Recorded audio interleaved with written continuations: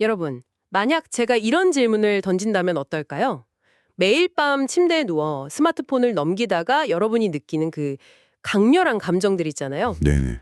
좋아하는 연예인의 사진을 보고 막 심장이 뛰거나 아니면 온라인에서 벌어지는 논쟁을 보면서 묘한 소속감이나 분노를 느끼는 그런 순간들이요. 그게 사실 여러분 자신의 온전한 주체적인 감정이 아닐 수도 있다고 한다면요. 야, 이거 듣기에 따라서는 조금 선택할 수도 있는 이야기네요. 그렇죠. 그러니까 내 감정이 아니라 고도로 살게 된 알고리즘이 내 생물학적 반응을 아주 정밀하게 계산해서 이끌어낸 일종의 결과값일 수도 있다는 뜻이니까요. 환영합니다, 여러분. 오늘 심층 탐구에서 다룰 이야기는 바로 이 지점에서 출발합니다. 오늘은 그저 단순한 대중문화나 아이돌 가십에 대한 이야기를 하려는 게 아니거든요. 네, 오늘 저희가 해부해볼 자료는 정신건강의학과 전문의이자 경영학 박사인 이유경님의 심층 분석 보고서입니다. 이 자료는 아이돌 팬덤이라는 현상을 일종의 현미경 삼아서 기술과 자본, 그리고 인간의 그 원초적 감정이 어떻게 뒤엉켜 있는지를 아주 날카롭게 분석하고 있죠. 맞습니다. 그래서 혹시 지금 들으시면서 나는 케이팝 팬도 아닌데 이 이야기를 굳이 왜 들어야 하지? 라고 생각하시는 분이 계시다면 조금만 더 귀를 기울여 주시길 바랍니다. 여러분이 유튜브 추천 영상에 시간 뺏겨본 적이 있다거나 혹은 소셜미디어에서 누군가의 의견에 막 강하게 동조하면서 피로감을 느껴본 적이 있다면 오늘 이야기는 결국 우리 모두가 겪고 있는 디지털 생존기에 대한 이야기니까요. 확실히 그렇습니다. 누구나 공감할 수 있는 이야기죠. 자, 그럼 본격적으로 들어가 보죠.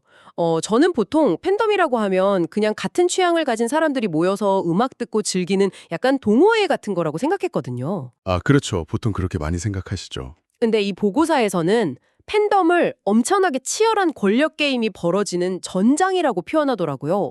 아니, 음악을 듣는 게 어떻게 권력 게임이 되는 거죠? 이 구조를 이해하려면 프랑스의 사회학자 피에르 부르디에가 말한 장, 그러니까 필드라는 개념을 좀 가져와야 합니다. 부르디에는 이 사회가 그냥 둥글고 평등한 운동장이 아니라 각자 고유한 규칙과 자본이 작동하는 여러 개의 쪼개진 장들로 이루어져 있다고 봤거든요. 그러니까 학교라는 장에서는 성적이 일종의 자본이 되고 네네. 회사라는 장에서는 뭐 직급이나 실적이 자본이 되는 약간 그런 느낌인 건가요? 네, 정확한 비유입니다. 팬덤 역시 그들만의 상징적인 권력을 차지하기 위해서 투쟁하는 아주 역동적인 장인 거죠. 과거에는 이 투쟁이 콘서트장이나 방송국 앞 같은 물리적인 공간에서 벌어졌다면 그쵸, 이전에는 줄 서고 막 그랬죠. 맞아요. 근데 지금은 위버스, X, 틱톡 같은 디지털 플랫폼 장으로 무대가 완전히 옮겨간 겁니다. 그럼 그 디지털 장에서는 권력을 어떻게 잡나요? 현실에서는 솔직히 돈이 많으면 권력 잡기가 쉽잖아요. 온라인 팬덤에서도 막 앨범을 수천 장씩 살 수 있는 엄청난 재력가가 최고 권력자인가요? 물론 경제력도 완전히 무시할 수는 없겠죠. 하지만 이 플랫폼 장에서 가장 강력한 무기는 통장 잔고가 아닙니다. 바로 데이터 자본이죠. 데이터 자본이요? 네. 조회수, 팔로우 수, 리트윗 수, 그리고 무엇보다 알고리즘의 눈에 얼마나 잘 띄는가 하는 그 가시성입니다. 누가 특정 해시태그를 전 세계 트렌드 1위로 만들 수 있는가, 또 누가 추천 피드를 장악할 수 있는가, 이게 이 세계의 핵심 권력인 거죠. 잠깐만요. 조회수나 해시태그는 그냥 팬들이 단합해서 많이 클릭하면 올라가는 거 아닌가요? 그게 권력이라는 게 저는 아직 확 와닿지는 않는데요. 그게 단순히 많이 클릭한다고 다 되는 게 아니거든요. 그런가요? 네, 플랫폼의 알고리즘은 아주 복잡합니다. 그래서 팬들은 자신이 원하는 아티스트를 노출시키기 위해서 이 추천 엔진의 로직을 거의 본능적으로 파악하고 자신의 행동을 최적화해요. 어떻게 최적화를 하죠? 예를 들면 무음으로 영상을 틀어놓으면 조회수로 인정이 안 된다거나 소리를 꼭 켜야 되는군요. 그렇죠. 아니면 특정 IP에서 너무 반복 재생을 하면 스팸으로 처리된다는 식의 기계의 규칙이 있잖아요. 이걸 팬들이 자기 몸에 새기는 겁니다.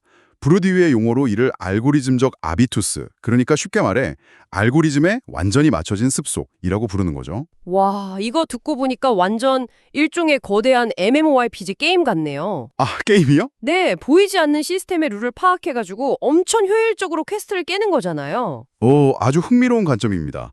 그런데 여기서 방향이 한쪽으로만 흐르지 않는다는 게 무서운 점이죠. 무슨 말씀이시죠? 팬들이 기계의 규칙을 학습하는 동안 인공지능과 대규모 언어 모델 역시 팬들이 만들어내는 그 방대한 데이터를 실시간으로 막 집어삼킵니다. 아, 기계도 팬들을 관찰하고 있다. 맞습니다.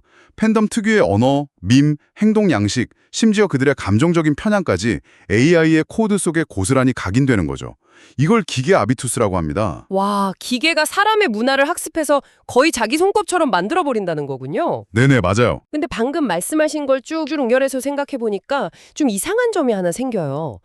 인터넷 공간은 보통 누구나 평등하게 자기 목소리를 낼 수 있는 엄청 민주적인 곳이라고 우리가 흔히 생각하잖아요. 그렇죠. 이상적으로는요. 네, 근데 이런 복잡한 규칙이 있고 학습이 필요하다면 이미 알고리즘을 잘 다루고 팔로워가 많은 이른바 엘리트 팬들만 계속해서 권력을 쥐게 되는 거 아닌가요? 이야, 아주 날카로운 지적이십니다. 그게 바로 이 보고서가 꼬집는 핵심 중 하나거든요. 디지털 공간은 무조건적인 평등의 장이 전혀 아닙니다. 오히려 기존의 데이터 자본을 확보한 사람들이 그 지위를 계속해서 유지하는, 즉 계급 재생산이 극도로 가속화된 무대에 훨씬 가깝습니다. 계급 재생산이요? 네, 차가운 알고리즘의 코드가 권력과 발언권을 분배하는 보이지 않는 심판관 역할을 아주 철저하게 하는 셈이죠. 야, 디지털 엘리트들이 시스템을 장악하고 그걸 모르는 사람들은 변두리로 밀려난다? 이거 정말 서늘한 현실이네요. 근데 여기서 제가 좀 딴지를 걸고 싶습니다. 네, 말씀하시죠. 알고리즘, 데이터 자본, 기계학습 이거 다 너무 차갑고 수학적인 이야기잖아요. 그렇죠. 용어 자체가 좀 그렇죠. 하지만 우리가 흔히 생각하는 팬들의 모습은 이거랑 완전히 다릅니다. 막 콘서트장에서 눈물 흘리고 밤새워 투표하면서 열광하는 그 엄청난 열기와 에너지가 있단 말이죠. 수학 공식이 사람을 울리진 않잖아요. 이 차가운 시스템하고 뜨거운 감정 사이의 간극은 대체 어떻게 설명해야 합니까? 그 간극을 설명하기 위해서 보고서에서는 아주 중요한 이론 하나를 도입합니다. 바로 정동이론, 어펙 티오리죠. 정동이요? 감정이랑은 다른 건가요? 네, 여기서 말하는 정동은 우리가 일상적으로 쓰는 감정과는 조금 다른 개념입니다.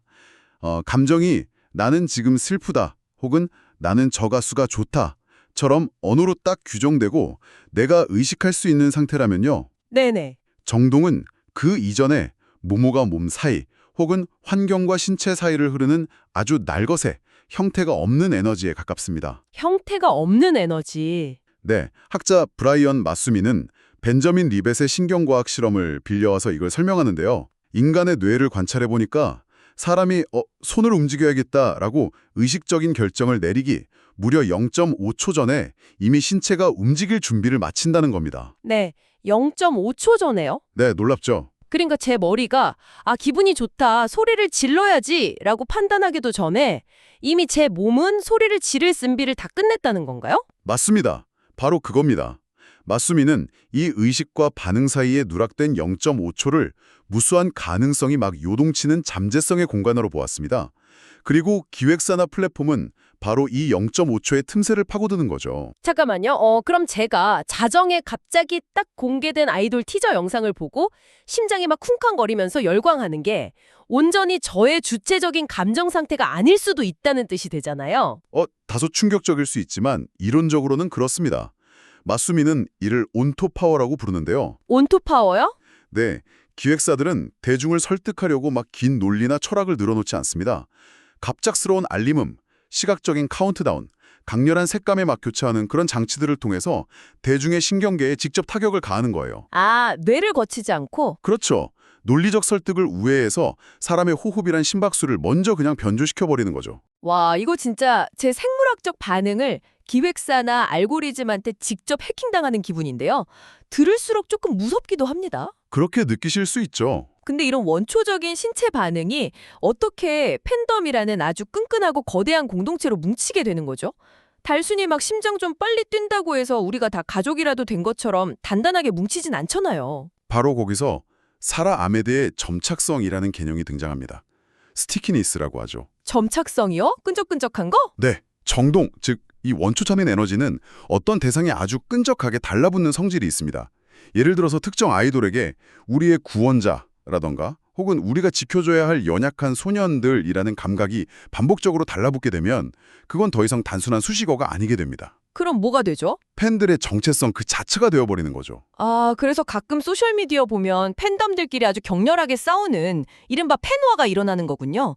내 정체성을 공격받았다고 확 느끼니까요. 정확합니다. 정동경제의 관점에서 보면 타 팬덤을 배척하고 공격하는 행위는 단순히 일부 극성 팬들의 성격이 유별나서 일어나는 일이 절대 아닙니다. 어떤 집단이 우리라는 소속감을 강하게 다지기 위해서는 필연적으로 그들, 즉 외부의 적을 설정하고 밀어내야만 하거든요. 아, 내부를 뭉치게 하려고 외부를 밀어낸다. 네, 이 배제의 과정을 통해서 팬덤은 일종의 단단한 사회적 피부를 형성하게 되는 겁니다. 야, 사랑을 지키기 위해서 구조적으로 적을 만들어내야만 한다는 거군요.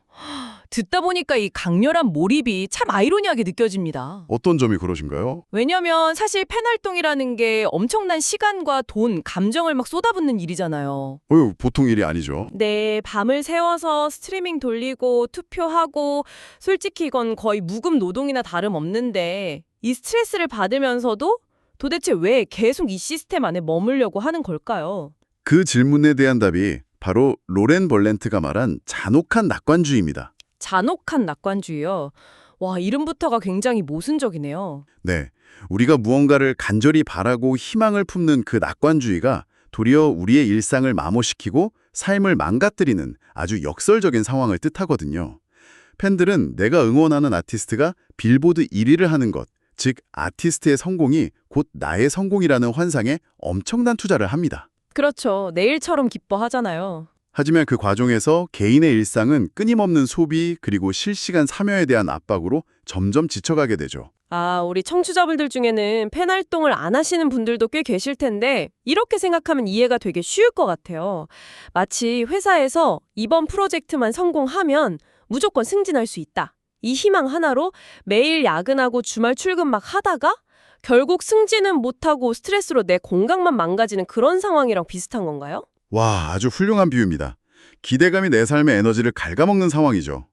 벌렌트는 이렇게 방향을 잃고 계속 제자리 걸음만 하는 상태를 답보 상태라고 불렀고요. 답보 상태. 네, 이런 피로감이 매일 누적되는 일상을 천천한 죽음이라고까지 표현했습니다. 천천한 죽음. 와, 단어가 너무 와닿네요. 약간 속도가 계속 빨라지는 런닝머신 위에서 내려오지도 못하고 계속 숨 헐떡이면서 달리는 그런 기분일 것 같아요. 맞습니다.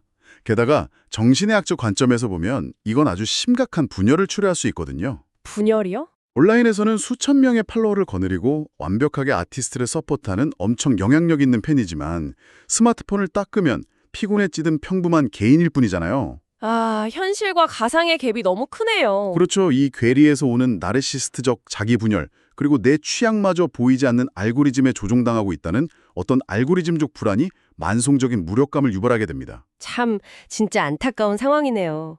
개개인으로 보면 다들 방에 환자 앉아서 그 스마트폰 불빛 하나에 의지한 채로 천천히 마모되어 가고 있는 거잖아요. 표면적으로는 그렇게 보일 수 있죠. 네, 근데 이 보고서의 진짜 놀라운 반전은 여기서부터 시작되더라고요.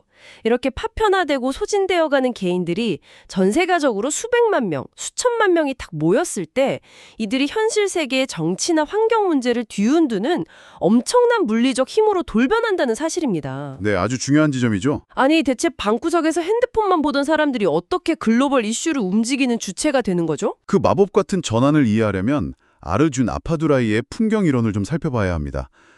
그는 글로벌 시대의 사회적 흐름을 민족, 기술, 금융, 매체, 이념이라는 5가지 풍경의 교차로 설명했는데요. 여기서 핵심은 이 풍경들이 움직이는 속도가 각기 다르다는 데서 오는 불일치입니다. 불일치요? 속도가 다르다는 게 구체적으로 어떤 의미죠? 예를 한번 들어볼까요? 새로운 뮤직비디오 영상이나 알고리즘 데이터, 그러니까 매칭한 기술 풍경이죠. 이건 거의 빛의 속도로 국경을 넘나듭니다. 그렇죠. 클릭 1초면 전 세계로 확 퍼지죠. 네, 하지만 정작 그 영상을 보는 팬들의 신체, 즉 사람의 이동, 이건 민족 풍경인데요. 이건 비자 문제나 물리적 거리, 아니면 경제적 이유 등으로 아주 느리고 제한적입니다. 아, 데이터는 순간이동을 휙휙하는데 내 몸은 그냥 내 방 침대 위에 갇혀 있다는 거군요. 바로 그겁니다. 그래서 팬들은 물리적으로는 고립되어 있지만 빛의 속도로 쏟아지는 매체의 풍경 속에서 전 세계의 다른 팬들과 동일한 감정을 실시간으로 쫙 공유하면서 거대한 상상의 공동체를 이룹니다. 상상의 공동체. 네, 그리고 이 상상력은 단순한 공상이 아니라 현실을 직접 바꾸는 조직적인 힘으로 발현이 되죠. 맞아요. 저도 자료에 나온 사례들을 보고 그 힘이 정말 어마어마하다고 느꼈거든요. 있는데요. 청취자 여러분께 미리 좀 말씀드리지만 저희는 지금 어떤 특정 정치적 입장을 지지하는 게 절대 아니고요.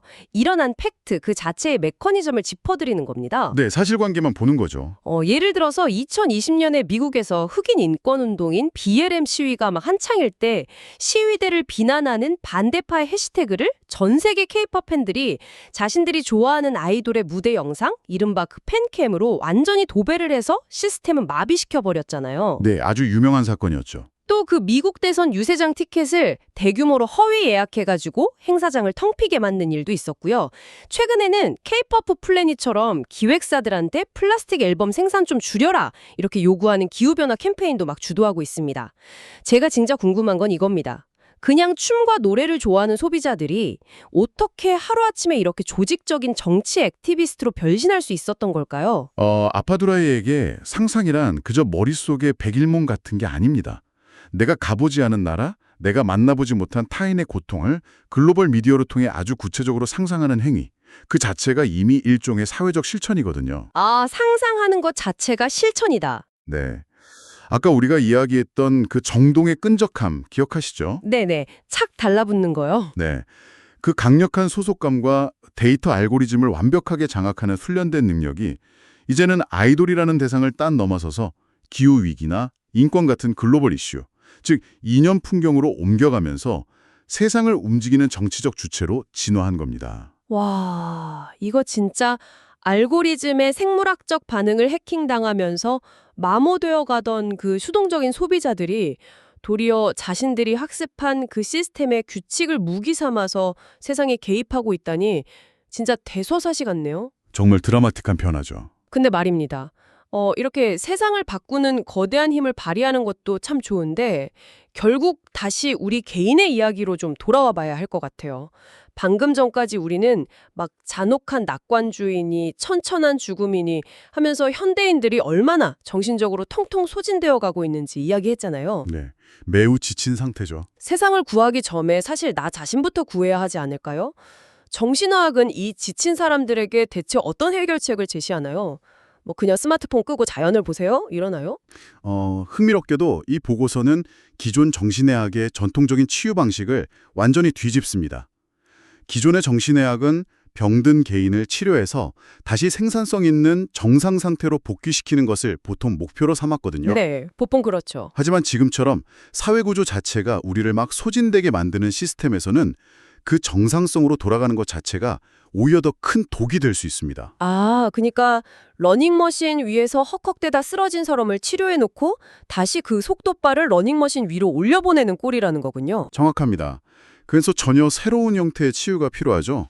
아까 마수미의 정동이론에서 트라우마는 언어로 표현되기 이전의 신체적 충격이라고 했잖아요. 네, 0.5초 전. 네, 그렇다면 치유 역시 언어로 막 길게 하는 상담보다 몸의 감각을 회복하는 것이 먼저일 수 있습니다.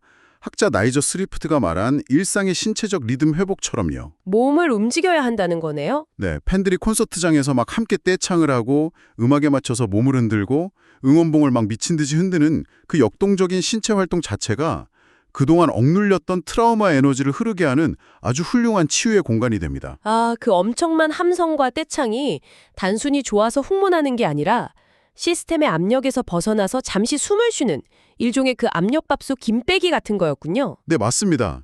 그리고 벌렌티 역시 치유를 위한 아주 중요한 태도 하나를 제안하는데요. 바로 꽉 쥐고 있던 주먹을 푸는 것, 언클렌치입니다. 주먹을 푼다. 네, 내가 완벽한 팬이 되어야 해.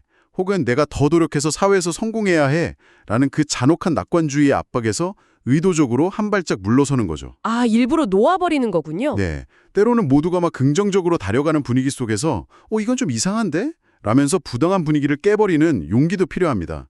이를 페미니스트 킬조이의 태도라고 하는데요. 분위기 망치는 사람을 뜻하는 건가요? 네, 나의 필요와 고통을 그냥 억누르며 외면하지 않고 주체적으로 세상과 불화를 일으키는 것이 오히려 생존 기술이 될 수 있다는 거죠. 야, 분위기 망치는 사람을 자처하더라도 내 숨통을 치우는 게 훨씬 낫다는 거네요.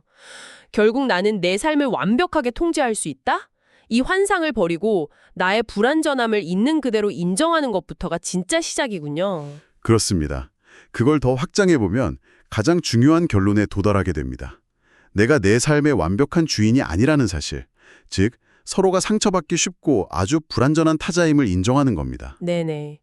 그리고 누군가 무너져 내릴 때 서로를 바닥에서 지탱해주는 튼튼한 그물망을 만드는 것. 벌렌트는 이를 비주권적 연대 혹은 정동적 하부 구조를 구축하는 일이라고 불렀습니다. 비주권적 연대, 내가 주인이 아니라서 오히려 서로에게 기댈 수 있는 그물망이라 참 따뜻하면서도 엄청 강력한 개념이네요. 자, 이제 이 길고 깊었던 심층 탐구를 슬슬 갈무리해볼 시간입니다. 네. 오늘 우리는 아이돌 팬덤이라는 렌즈를 통해 현대 사회를 정말 깊숙이 들여다봤습니다.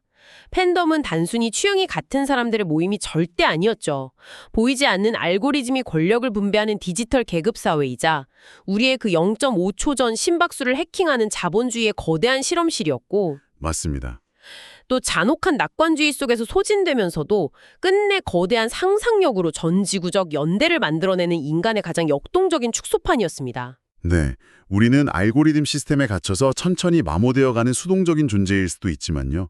동시에 몸을 움직여서 연대하고 불편한 진실을 향해 당당히 목소리를 내는 실천적인 주체이기도 합니다. 청취자 여러분, 오늘 이야기 어떻게 들리셨나요? 여러분이 무심코 새로 고침을 툭툭 누르는 소셜미디어 앱, 또 여러분의 취향을 진짜 귀신같이 읽어내는 알고리즘, 그리고 그 안에서 문득 느끼는 외로움과 어떤 연결감. 결국 이 복잡한 팬덤의 사회학은 고도로 기술화된 사회에서 우리 모두가 어떻게 인간다움을 잃지 않고 살아남을 것인지에 대한 생존 지침서와도 같습니다.